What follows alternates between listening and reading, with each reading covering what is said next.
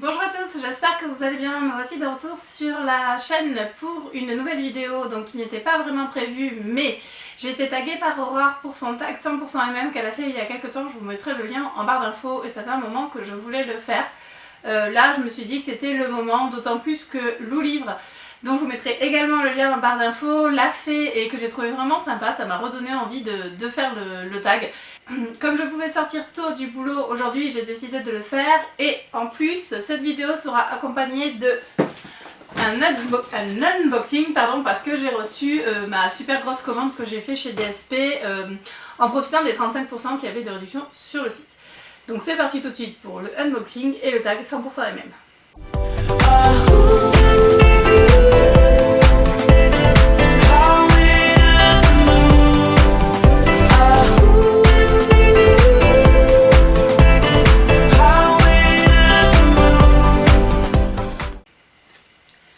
Donc je vais commencer par l'unboxing, comme ça ce sera fait et ensuite je vous répondrai aux questions du tag. Donc comme vous avez pu le voir, je sais pas là si vous voyez le colis, mais il est juste énorme, donc normalement il y a 6 bouquins dedans. Je sais à peu près ce que j'ai commandé, pas tous je crois, mais du coup, alors je suis super contente parce que j'ai passé la commande la semaine dernière et je l'ai déjà reçu, sachant que un autre livre que j'avais commandé chez Dream Spinner directement sur le site, j'ai mis plus de 3 semaines à le recevoir. Et j'en attends toujours un aussi, ça va faire 3 semaines que je l'ai commandé, c'est le tome 9 de Surf, donc je commence un petit peu à m'impatienter, même si j'aurais pu le lire en numérique, parce que bien entendu à chaque fois avec DSP on a la version numérique quand on achète la version papier. Donc là cette commande est allée vite, donc je ne vais pas me plaindre. Et c'est parti tout de suite pour mon unboxing. Donc là il y a la liste, mais comme je veux faire la surprise je ne regarde pas. Donc ils sont super bien emballés. Pas de soucis, mais il n'y a pas de paquet, donc ça va aller vite pour... C'est vraiment très bien emballé.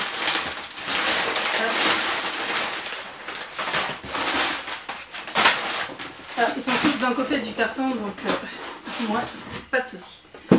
J'avais donc commandé Dirty Kiss de Rhys Ford, qui est le tome 1 de sa série des Cole McGuinness, donc j'ai super hâte de le lire parce que...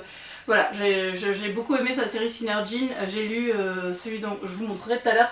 Donc le dernier histoire c'était There's This Guy que j'ai beaucoup aimé, donc j'ai hâte de lire celui-ci.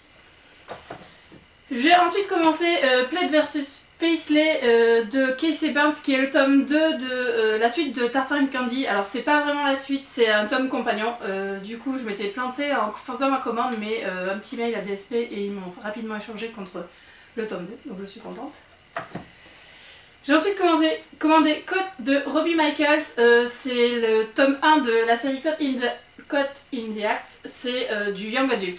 Ça fait un moment que je l'avais sur ma wishlist, celui-là, je l'ai viré il n'y a pas longtemps parce que ben, voilà, j'ai profité de la promo pour le commander. Donc voilà, il est tout petit, ben, ils sont tous tout petits en fait. Mais j'ai super hâte de le lire parce qu'il me faisait de l'œil depuis longtemps et ça fait longtemps que j'ai pas lu un Young Adult que j'aimais pas. J'ai ensuite commandé un petit peu par hasard le top 1 de Order of the Black Knight, donc de Ash Barker, qui s'appelle Gideon. J'avais téléchargé un extrait sur ma Kindle pour voir ce que c'était. Et ça me fait vraiment de l'œil. C'est l'histoire, je sais pas trop de quoi ça parle en fait, Gideon qui a signé un pacte avec plus ou moins le diable et qui vit éternellement, qui est condamné à chaque fois qu'il meurt à revivre pour venger le diable. Ça avait l'air vraiment chouette. Et franchement l'extrait m'a donné vraiment envie de le lire, donc j'ai super hâte de commencer, sachant que là aussi c'est une série et je sais plus combien il y a de tomes, mais il y en a au moins 6, je dirais facile 6, donc bah si c'est bien, j'aurai une nouvelle série à acheter. J'ai ensuite encore pris un Rhys Ford, il s'agit de Fish and Ghost qui est là aussi le premier tome d'une série, donc celle-ci de série c'est... et ben je sais plus le nom de la série parce que bien entendu là comme c'était le tome 1, il n'y a pas le nom de la série.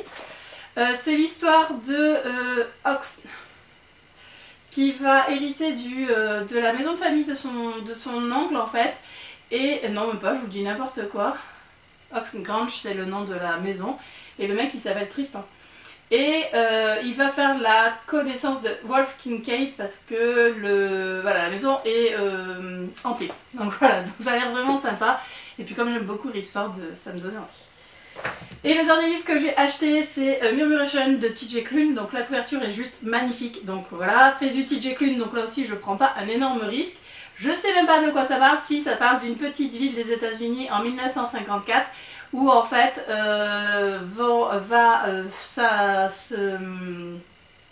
habite Mike Fraser qui est libraire et qui est amoureux de Sean qui travaille au diner au bout de la rue, et donc en fait voilà, c'est l'histoire d'une histoire d'amour homosexuel dans les années 50, donc ça a l'air vraiment sympa. C'est du petit Jekyll, j'ai pas pris des gros risques.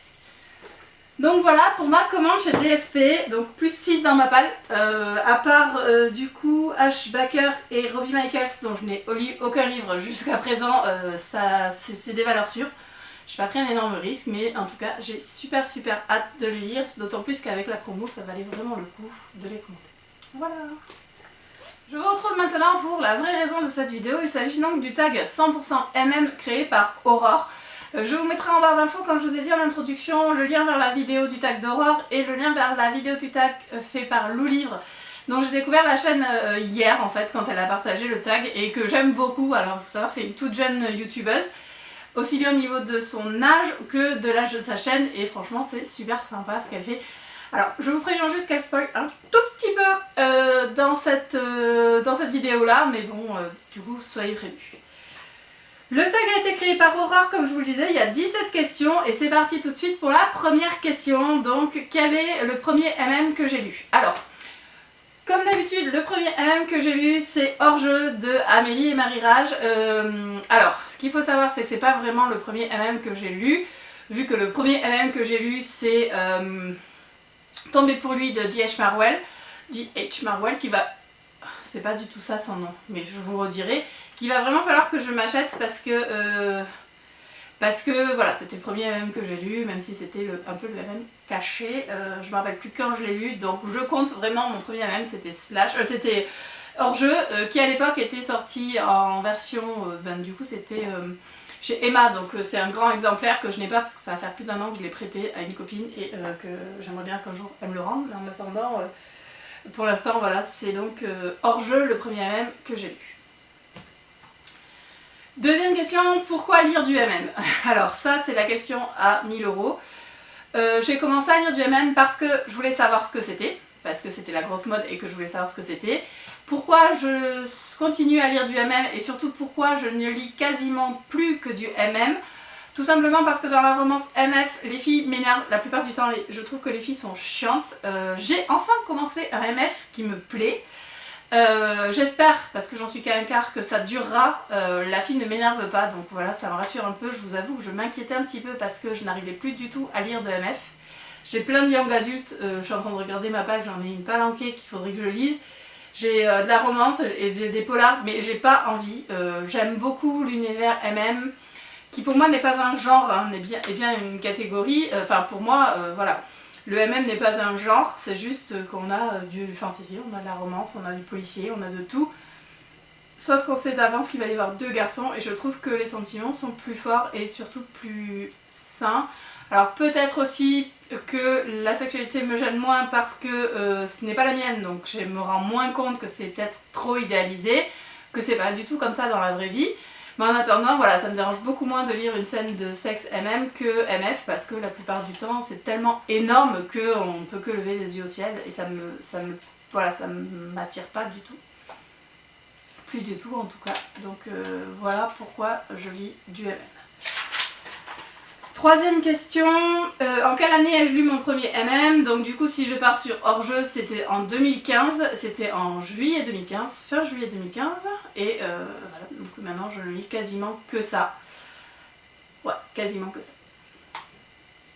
Quatrième question, votre auteur favori en MM? Alors j'en ai 1, 2, 3, 4, 5, 6, 7. J'en ai noté 7 parce que je ne peux pas vous en donner un en particulier. J'aime beaucoup Lily Haim, mais j'aime moins.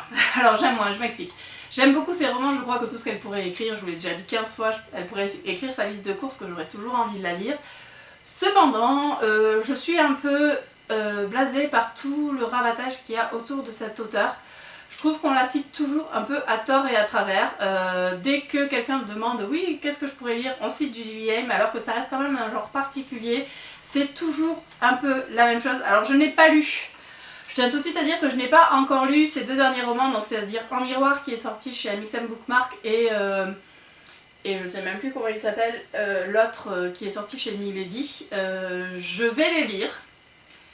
Donc a priori ça change un peu, mais ça reste du Lily. J'aime beaucoup sa plume, ça me touche toujours beaucoup. Mais je suis un peu blasée par la communauté autour de l'auteur et je trouve ça vraiment dommage. Les autres auteurs que j'aime beaucoup, c'est Anita Sandé, dont j'ai lu pas mal de young adult et qui a une plume qui me touche énormément. Nicola Haken, dont je vous reparlerai un petit peu plus tard. Voilà, j'en ai lu que 2, mais j'adore ce qu'elle fait. TJ Klune, forcément. En français, il y a Fayskin et Aurore Douany, même si Fayskin, j'attends toujours de lire autre chose que les Chroniques de Rennes. C'est de ma faute, hein, j'ai le Maître des Ronces, mais j'ai tellement aimé les Chroniques de Rennes que j'ai pas envie d'être déçue, même si je pense pas que je serais déçue de sa plume. Aurore Douany, que j'aime énormément, parce que quoi qu'elle fasse, ça me plaît. Et Sloane Kennedy, voilà, qui est une auteure elle-même américaine, dont j'ai lu quasiment tous les bouquins, enfin non, c'est pas vrai, j'en ai lu beaucoup, et que j'aime beaucoup. Donc voilà, ce sont mes auteurs préférés, même s'il n'y en a pas un qui sort du lot. J'aime aussi beaucoup Charlie Cochet, je suis en train de regarder ce que j'ai. Voilà, il y a plein d'auteurs MM que j'aime beaucoup, mais ceux-là sont pour moi particuliers. 5e question, la meilleure saga MM. Voilà, je ne réponds pas, vous savez déjà quelle est ma meilleure saga MM. Hein, c'est les chouchous, donc les Taïezain, donc je n'ai pas besoin de m'étendre sur le sujet. 6e question, le MM le plus drôle. Alors, j'ai choisi de vous parler de L'ours, la loutre et le moustique de TJ Klune, parce que TJ Klune a une plume vraiment particulière qui me fait mourir de rire. Quand j'ai pas le moral, voilà, je lis un TJ Klune et je suis morte de rire. Alors j'aurais pu vous parler de Jay, j'aurais pu vous parler de Dévoiler peut tout gâcher de Greta Ron que j'ai lu il y a pas longtemps qui était très drôle. Voilà, c'est juste génial. Si vous n'avez jamais lu du TJ Klune, foncez. C'est juste, c'est très très très drôle et il arrive à nous faire pleurer et rire.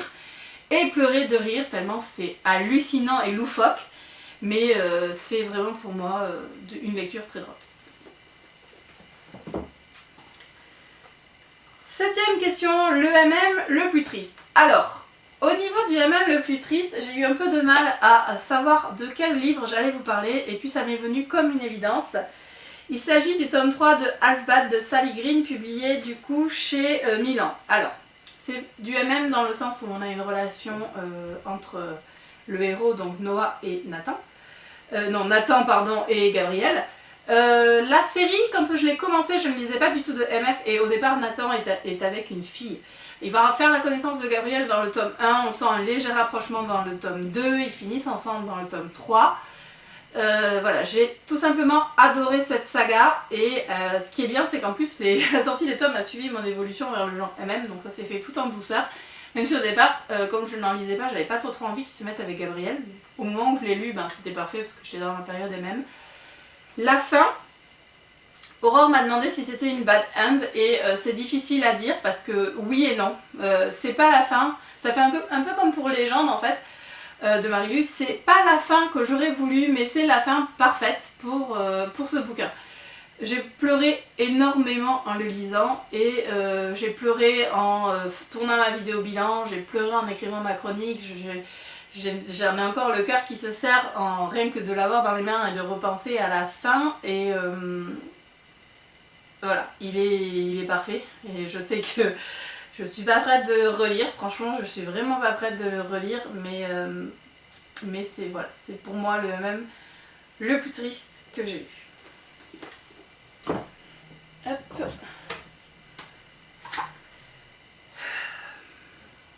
Huitième question, le MM le plus sombre, le plus noir. Alors, le MM le plus sombre que j'ai lu, c'est Le gardien de mon frère de Adrian Wilder. J'ai lu ce roman au mois d'octobre.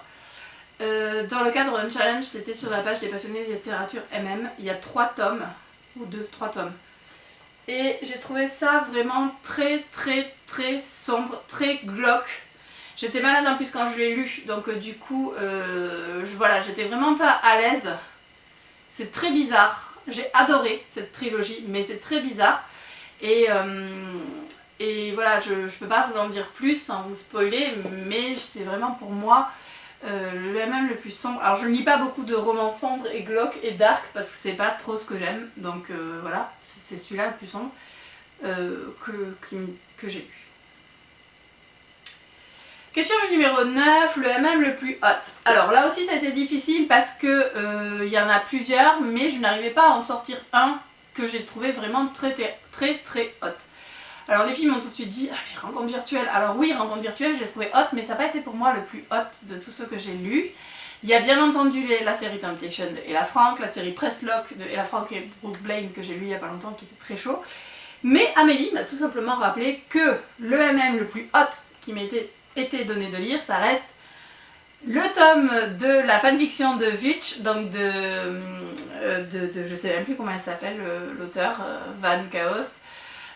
Il était juste topissime. Voilà, un jour il faudra que je me le fasse, que je me le commande en version papier, enfin que je le fasse imprimer. Voilà, c'est juste torride. C'est donc du coup la fanfiction de la confrérie de la Dague Noire que je n'ai pas lu. Hein, je n'ai pas lu la confrérie de la Dague Noire. Je n'aime pas du tout, j'ai essayé de lire mais j'arrive pas à accrocher du tout au style de l'auteur.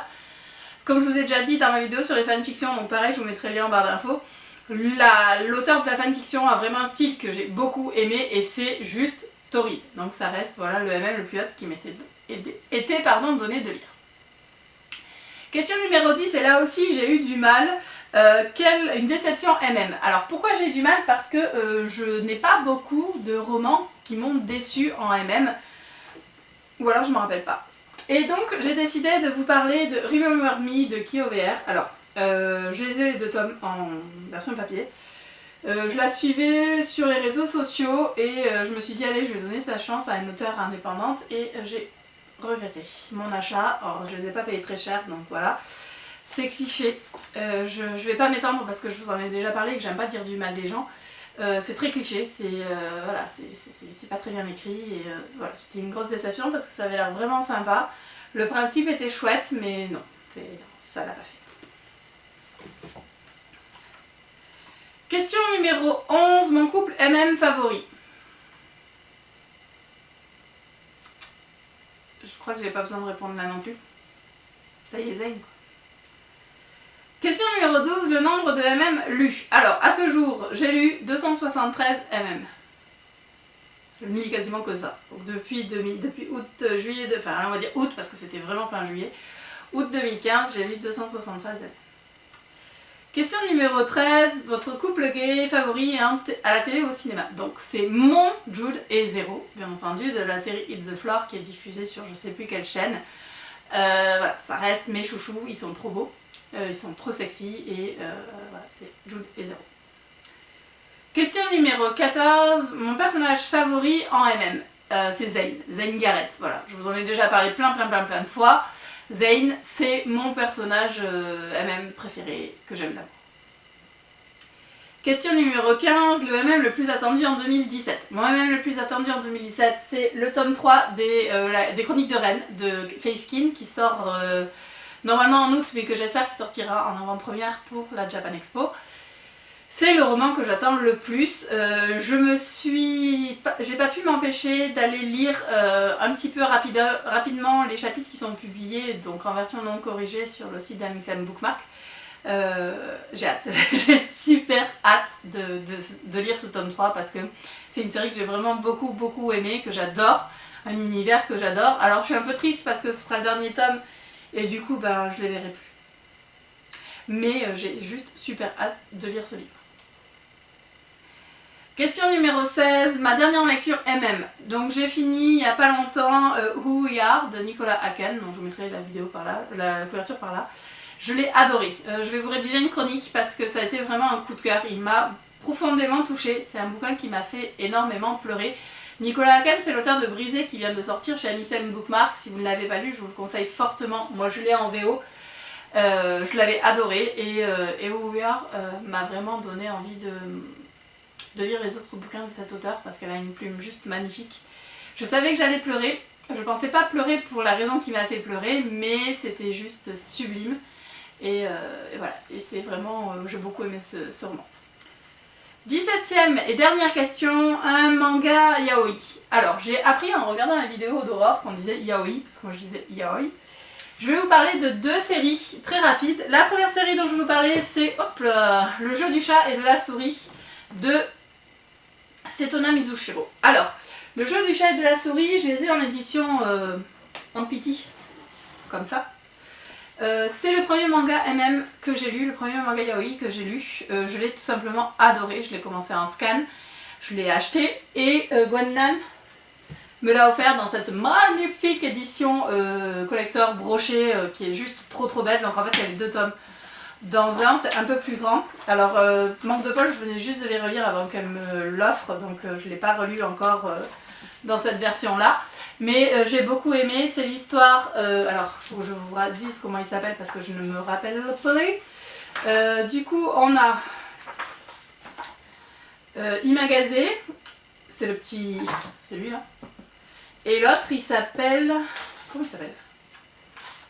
Pourtant c'est pas comme si je les avais lu 15 milliards de fois, mais c'est un peu des prénoms japonais, donc c'est pas trop ce que je retiens. Il s'appelle... Comment il s'appelle? Kiyoshi.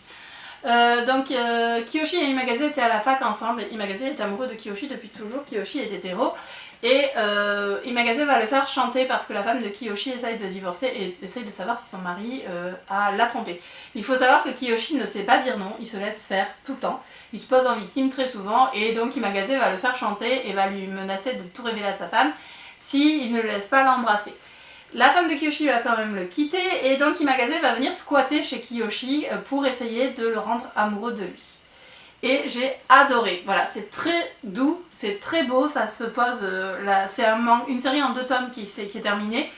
Et j'ai tout simplement adoré Le jeu du chat et de la souris, c'est mon manga yaoi préféré.